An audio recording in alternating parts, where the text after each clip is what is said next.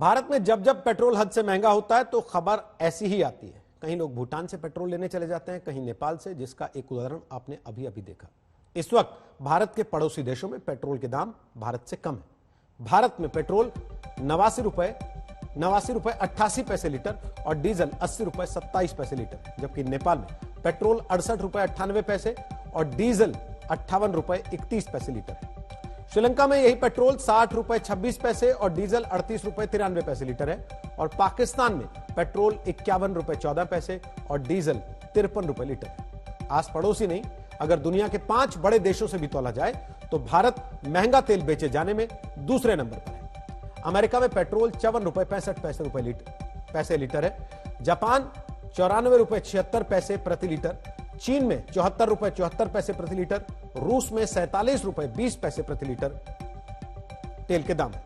इस तरह दुनिया की सभी महाशक्तियों की जनता भारत से सस्ता पेट्रोल खरीदती है। अब सवाल यह है कि भारत में पेट्रोल इतना महंगा क्यों है? क्या कोई ऐसा रास्ता नहीं है कि सरकार को टैक्स भी मिले और जनता को सस्ता पेट्रोल भी मिल पाए? इस बारे में आपको एक्सपर्ट्स की राय सुनवाते हैं।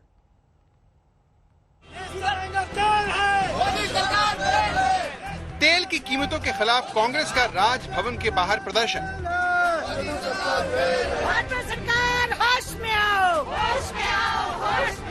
शिमला में तेल से बढ़ती महंगाई के खिलाफ कांग्रेस सड़कों पर। ये महंगाई कहां से आई? जिंदाबाद। हापुड़ में महंगाई होने पर विपक्ष हंगामा करता है, लेकिन फिर जनता सड़क पर नहीं आती। क्यों?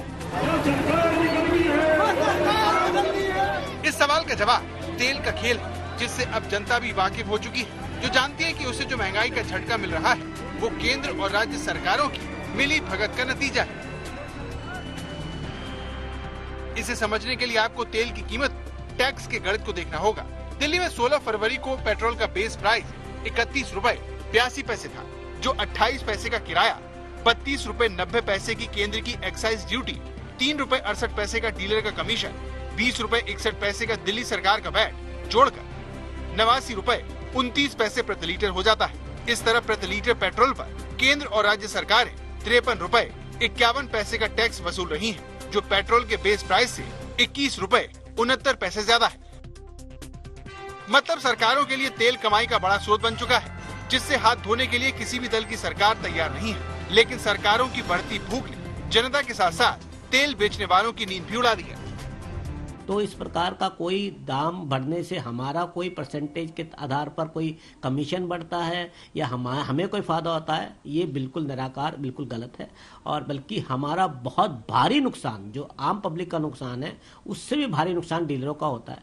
उसका कारण ये है कि देखिए, जब 70 रुपये का पेट्रोल था या 60 रुपये का पेट्रोल था तो पेट्रोल उड़ता है, उसकी ये एक व्यवहारिक नेचर, या आप कहें कि ये एक नेचुरल फिनोमिना है। तो वो जब पेट्रोल उड़ता है, उस पेट्रोल उड़ने में जब 70 रुपये का पेट्रोल उड़ रहा था तो हमारा 70 रुपये का नुकसान था।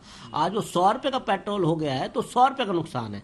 तो जब भी दाम बढ़ते हैं तो हमारी इवेपोरेशन कॉस्ट जो है बहुत बढ़ जाती है, इवेपोरेशन लॉस बहुत बढ़ जाता है। तो इसका कोई भी हमारा फिक्स मार्जिन में कोई असर नहीं ज्यादा डलता। राजस्थान और मध्य प्रदेश में कई जगह पेट्रोल के भाव 100 रुपए प्रति लीटर के पार पहुंच गए हैं। इसकी वजह यह है कि दोनों ही राज्य पेट्रोल डीजल पर वैट वसूलने में अव्वल है। राजस्थान में पेट्रोल पर 36% और मध्य प्रदेश में 33% वैट वसूला जा रहा है। इसी का नतीजा है कि यहाँ पेट्रोल अन्य राज्यों से ज्यादा महंगा है। जयपुर में लोगों पर महंगाई की मार की वजह भी यही है, जिसके चलते लोगों ने गाड़ी चलानी छोड़ दी। पब्लिक को बहुत परेशानी हो रही है, इससे ज्यादा और पब्लिक क्या करेगी? ये तो रोज पैसे बढ़ाते जाते हैं, वेट कम करेगी। सबसे महंगा पेट्रोल राजस्थान के अंदर है। यह है पेट्रोल की तरफ वो ये लगता है कि गवर्न करने की बजाय वो बिजनेस की तरह ट्रीट कर रहे हैं पेट्रोल को। उनका ये ऑब्जेक्टिव लगता है कि किसी तरह इससे कमा लिया जाए। कहीं से कमाई कैसे की जा सकती है, मिडिल क्लास से कैसे कमाया जा सकता है। और कल के अगर आप प्राइम मिनिस्टर के अगर स्टेटमेंट को भी देखेंगे तो उसमें यही लगता है कि मिडिल क्लास ही है जो भुगतने के लिए यहाँ पर बैठा हुआ है और सरकार के खजानों को जो है भरना है। जानकारों का मानना है कि आने वाले वक्त में भी अंतर्राष्ट्रीय बाजार में तेल की कीमतें कम नहीं होने वाली है। ऐसे में राहत तभी मिल सकती है जब केंद्र और राज्य सरकारें टैक्स कम करें या फिर तेल को जीएसटी में डालें। इन्हीं दो रास्तों पर चलकर ही जनता को महंगाई के झटके से बचाया जा सकता है। इसको तो नियंत्रित करने के लिए एक ही रास्ता है, जीएसटी में इसको शामिल कर देना चाहिए, जो कि आम पब्लिक के लिए भी अच्छा होगा, सरकारों के लिए भी अच्छा होगा, स्टेट और सेंट्रल गवर्नमेंट के लिए भी बेनिफिट है। इसको जीएसटी में लाने का एक ही उपाय है।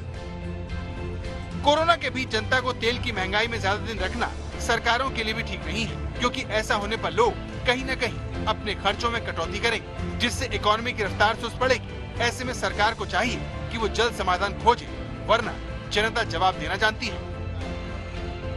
जयपुर से शरद कुमार के साथ आज तक ब्यूरो।